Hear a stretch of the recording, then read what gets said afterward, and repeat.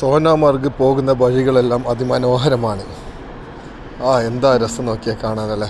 ഞങ്ങളുടെ കാശ്മീർ ഡ്രൈവർ ഉണ്ട്.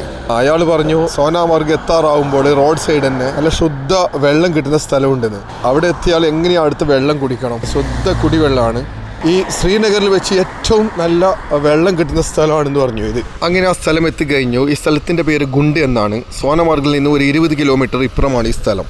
ഈ ശ്രീനഗറിൽ വെച്ച് ഏറ്റവും ശുദ്ധമായ വെള്ളമാണ് ഇവിടെ കിട്ടുന്നതെന്ന് പറഞ്ഞു. ഇത് കുടിക്കാൻ നല്ല രസമാണ്. നല്ല ഒരു സ്ലിമ്മായിട്ടുള്ള വെള്ളം കുടിക്കുമ്പോൾ നമുക്ക് അറിയുന്നില്ല, വെള്ളം കുടിക്കുന്നുണ്ടെന്ന് പോലും അറിയില്ല. അത്രക്കും നല്ല സോഫ്റ്റ് ആയിട്ടുള്ള വെള്ളമാണ്. കുടിക്കാൻ നല്ല ടേസ്റ്റിയുള്ള വെള്ളമാണ്.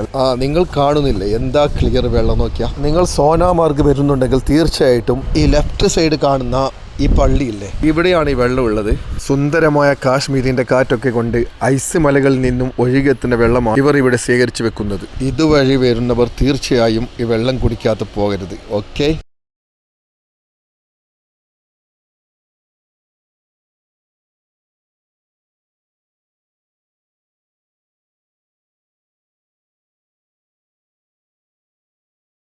ഇതുവഴി നിങ്ങൾ വരികയാണെങ്കിൽ തീർച്ചയായും ഇവിടുത്തെ വെള്ളം കുടിക്കാതെ പോകരുത്.